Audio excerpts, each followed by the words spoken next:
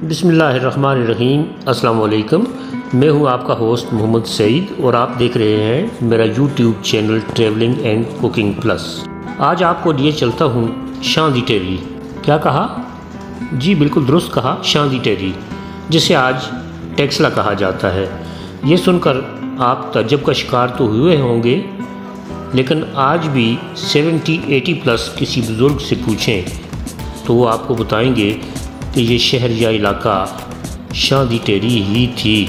अब टेक्सला मशहूर हो गया है, लेकिन हकीकत कुछ और ही है। तारीख़ बताती है कि ये इलाका पहले भी टेक्सला कहलाता था। 200-400 साल कबल नहीं, बल्कि चौथी या तीसरी सदी कबल मसीह से इस इलाके का नाम टेक्सला है। तलफ़्फ़ुज़ थोड़ा मुख्तलिफ था, टेक्साशला। जॉन मार्शल आर्कियोलॉजिस्ट ने 1913 में इस इलाके की खुदाई शुरू कराई। खुदाई के दौरान मिलने वाले कतबों और तहरीरों से ये पता चला कि अपने अहद का तरक्की याफ्ता ये शहर तब भी टेक्साशला कहलाता था, जिसे अंग्रेज़ी में TAXILA लिखा और बोला जाने लगा। यहाँ विज़िट करने के ख्वाहिशमंद हज़रात गाइड मैप से इस्तिफ़ादा हासिल कर सकते हैं। वैसे भी गूगल का ज़माना है, मैप में डेस्टिनेशन डालें, नेविगेशन ऑन कर दें, अगले के कमरे तक पहुंचा के छोड़ता है। अगर आप इस्लामाबाद की तरफ से आ रहे हैं तो आपको टेक्सला से ज़रा पहले खानपुर रोड की तरफ मुड़ना होगा। Heavy industries Taxila education city और हेवी इंडस्ट्रीज़ टेक्सला क्रॉस करेंगे। तकरीबन 4.5 किलोमीटर सफ़र के बाद आप टेक्सला म्यूज़ियम के पास होंगे। यहाँ से दाएं टर्न ले लीजिए। शाहपुर रोड पर तकरीबन 500 मीटर के बाद बाएं जानब टर्न लेंगे। PMO कॉलोनी रोड पर 2 किलोमीटर मज़ीद मशरक़ की जानब सफ़र करना है। तब आपको नज़र आएगा धर्माराजी का स्तूपा। मैं तो पहुँच चुका हूँ। गेट से अंदर गाड़ी पार्क करूँगा और फिर करेंगे थोड़ा पैदल मार्च। कंक्रीट से बने इस रास्ते पे चलकर हमने जाना है धर्माराजी का स्तूपा की साइट तक, जो कदरे ऊंचे टीले पर वाक़या है। अगर आपने चैनल अभी तक सब्सक्राइब नहीं किया तो अभी सब्सक्राइब का बटन प्रेस कर दीजिए। वीडियो को लाइक और कमेंट कीजिए। बेल आइकन प्रेस कीजिए कि मेरी अगली वीडियो का नोटिफिकेशन आप तक पहुंच सके। आपकी ये हौसला अफजाई मोटिवेट करती है और भी अच्छी और मालूमाती वीडियोस आपके लिए बना सकें। अब हम साइट पर पहुंच चुके हैं। हमारे दाएं तरफ नीले रंग के बोर्ड पर कुछ ज़रूरी हदायत लिखी हैं। साथ ही दूसरे बोर्ड पर इस कम्प्लेक्स का नक्शा दिखाया गया है और ब्राउन रंग के बोर्ड पर धर्माराजी का स्तूपा के बारे ज़रूरी मालूमात दर्ज हैं। टेक्सला के गिरदनवाह में दर्जनों स्तूपास दरियाफ्त हो चुके हैं, जिनमें से धर्माराजी का स्तूपा सबसे बड़ा है। इसमें महात्मा गौतम बुद्ध की चिता की राख और बाकियात मदफून हैं। ये गोलाई में बना हुआ है।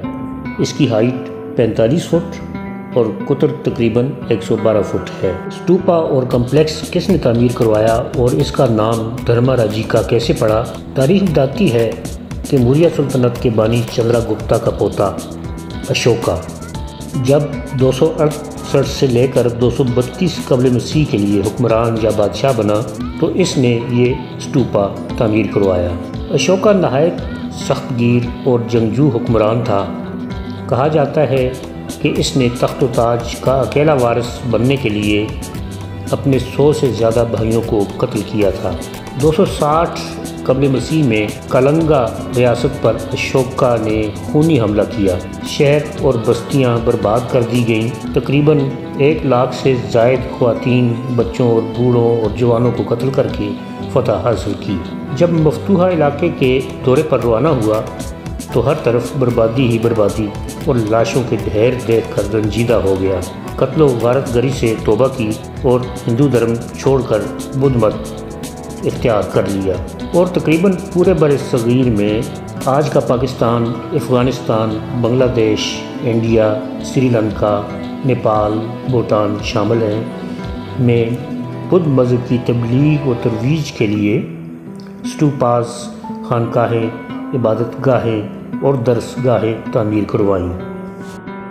چونکہ یہ اسٹوپا اشوکا نے ابتدائی طور پر تعمیر کروایا تھا اور اشوکا ہی بدھ مت کی بے بہا خدمات کے صلہ میں دھرم راجا کے خطاب سے پکارا جاتا تھا، اسی لیے اس اسٹوپا اور پورے کمپلیکس کو دھرم راجیکا کا نام دیا گیا۔ آئیے چلتے ہیں، دیکھتے ہیں کہ شیلٹر کے نیچے کیا ہے۔ اسٹوپاز گول بھی بنائے جاتے تھے اور چوکور یا مستطیل کی شکل میں بھی۔ اسٹوپا شاید قبر یا مزار کے متبادل کوئی چیز ہے بدھ مت میں۔ اس اسٹوپا پر چونے اور مٹی سے مجسمے بنائے گئے ہیں اور اوپر زمین دکھائی گئی ہے۔ مختلف پوزز میں بنائے گئے ان مجسموں کو ہاتھوں یا کندھے پر زمین کو اٹھائے دکھایا گیا ہے، گویا زمین دیوتاؤں کے سہارے کی محتاج ہے، ورنہ کب کی فنا ہو چکی ہوتی۔ آئیے آگے بڑھتے ہیں، بڑے اسٹوپا کو قریب سے آپ کو دکھاتے ہیں۔ اس اسٹوپا میں روایت کے مطابق مہاتما گوتم بدھ کی راکھ اور باقیات دفن ہیں۔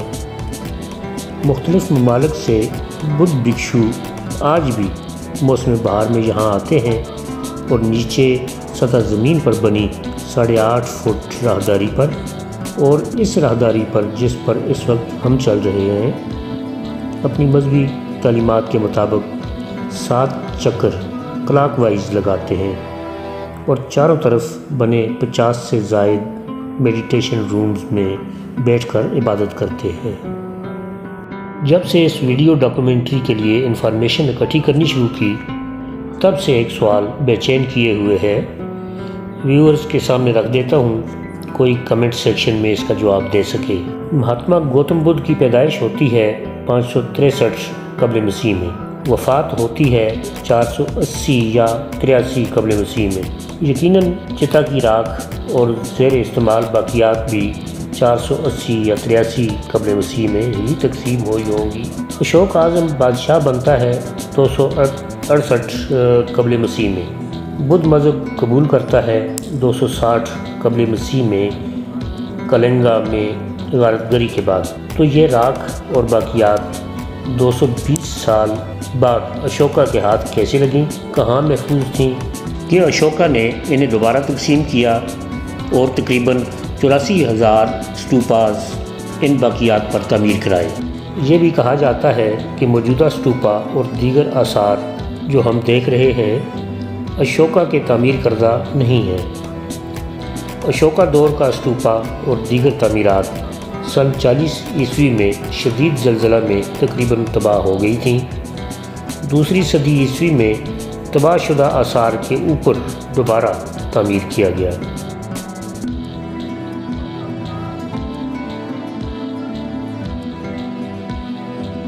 اسٹوپا کے مشرقی سمت میں بنی یہ وہ جگہ ہے جہاں بدھ مونک بیٹھ کر سامنے نیچے بیٹھے چھوٹے مونکس اور عام پیروکاروں کو مذہبی تعلیم پڑھایا اور سکھایا کرتا تھا۔ اس وقت آپ چھوٹے چھوٹے چوکور اسٹوپاز دیکھ رہے ہیں، یہ منتی اور علامتی اسٹوپاز ہیں۔ لوگ یہاں آ کر عبادت کرتے اور منت مانتے تھے کہ میرا فلاں کام ہو گیا تو میں اسٹوپا بناؤں گا یا بنواؤں گی۔ چلیے آگے چلتے ہیں، دیکھتے ہیں آگے کیا دیکھنے کو ملتا ہے۔ بائیں ہاتھ سے بنے ذرا بڑے سائز کے اسٹوپاز اور چبوترے نظر آ رہے ہیں۔ کہا جاتا ہے کہ کبھی ان پر بڑے بڑے مجسمے نصب ہوا کرتے تھے اور مونکس ان چبوتروں پر بیٹھ کر تپسیا کیا کرتے تھے۔ دائیں طرف شیلٹر کے نیچے گوتم بدھ کے مجسمے کے پاؤں محفوظ کیے گئے ہیں۔ پاؤں کا سائز دیکھ کر یہ اندازہ لگانا مشکل نہیں کہ مجسمے کا قد یا اونچائی 25 سے 30 فٹ تک ضرور بلند ہوگی۔ باقی مجسمہ کہاں ہے معلوم نہیں۔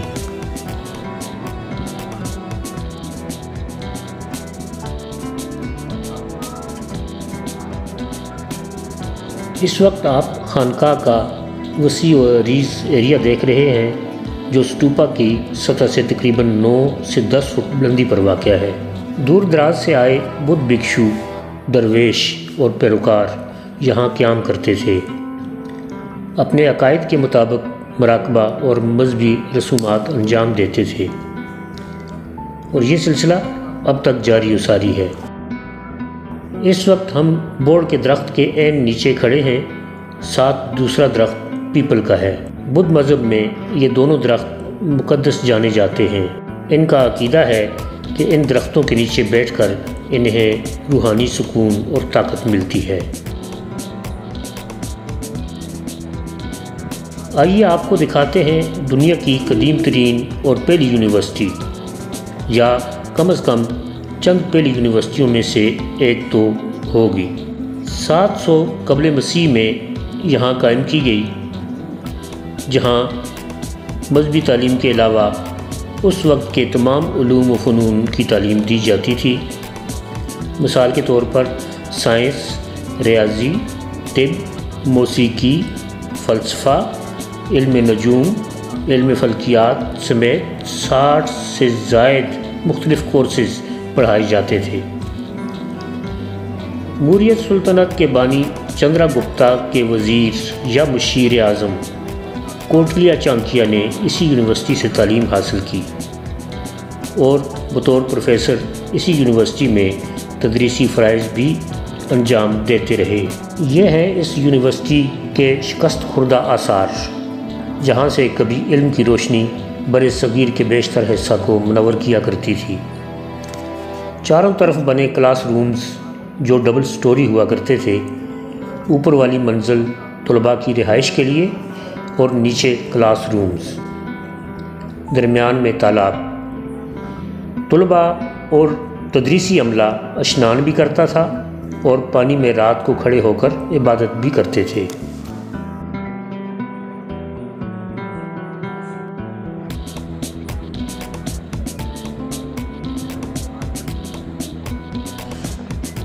اب واپس پیچھے چلتے ہیں اور جو ایریا رہ گیا ہے وہ آپ کو دکھاتے ہیں۔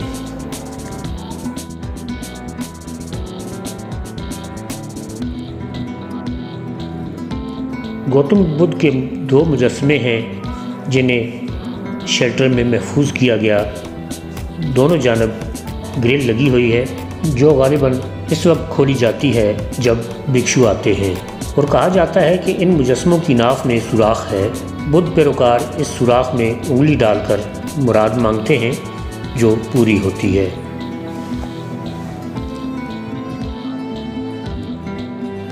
ساتھ کافی گہرا تالاب ہے پانی ذخیرہ کرنے کے لیے۔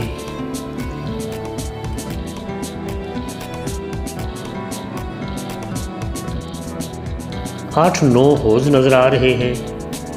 مجسمہ سازی یا ان کی مرمت کے لیے ان حوضوں میں مٹی، چونا اور دیگر کیمیکل مکس کر کے مٹیریل تیار کیا جاتا تھا۔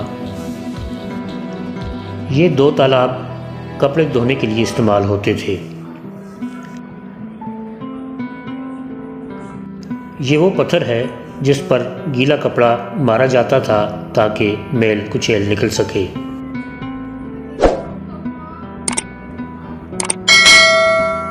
سامنے گارڈ روم ہے جو دور حاضر کا بنا ہوا لگتا ہے۔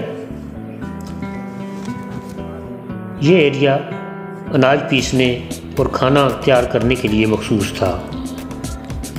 آٹا کی تیاری کے لیے چکی کے باٹ، مسالہ جات پیسنے کے لیے سلیں، دیگر پتھر کے اوزار جو کچن میں استعمال ہوتے تھے۔ اگر تصور میں وہ منظر لا سکیں کہ کلاس رومز طلباء سے بھرے ہوئے، ہر کمرے سے پڑھنے پڑھانے کی آوازیں آ رہی ہیں، کچھ طلباء کمروں سے باہر آتے جاتے نظر آ رہے ہیں، ساتھ خانقاہ میں بھکشو، درویش، ملنگ اپنے اپنے رنگ میں مست، کوئی عبادت میں مصروف تو کوئی دنیاوی کاموں میں، مرد، خواتین، بچے، بوڑھے ادھر ادھر آتے جاتے دکھائی دے رہے ہیں۔ سامنے گوتم کا دیو کامت مجسمہ بچے، بوڑھے، جوان، مرد، خواتین نارنجی لباس میں ملبوس اسٹوپا کا طواف کر رہے ہیں۔ چبوتروں پر چوکڑی مار کر بیٹھے مونکس مراقبہ میں مگن۔ خدام اپنے آقاؤں کی خوشنودی کے لیے جی حضوری میں مصروف۔ اشیاء خرد و نوش بیچنے والے اور خریدنے والوں کی تو تکرار۔ کیا ریل پیل ہوتی ہوگی، کسی نے سوچا ہوگا؟ ایسے مٹیں گے کہ نام و نشان تک نہ ہوگا داستانوں میں۔ یہ تو بھلا ہو جان مارشل کا، اس نے 1912 میں اس علاقے کو کھنگالنا شروع کیا تو پتہ چلا کہ ہم سے پہلے بھی کئی دنیائیں آباد تھیں اس علاقے میں۔ آج ہم ان کی ڈاکومنٹری بنا رہے ہیں، کل کوئی ہماری بنا رہا ہوگا، یہی رسم دنیا ہے۔ آج کا ولاگ یہیں پر ختم کرتے ہیں۔ اگلی ویڈیو تک مجھے اور میری ننھی منی ٹیم کو دیجیے اجازت، اس امید کے ساتھ کہ پھر ملاقات ہوگی۔ اللہ حافظ۔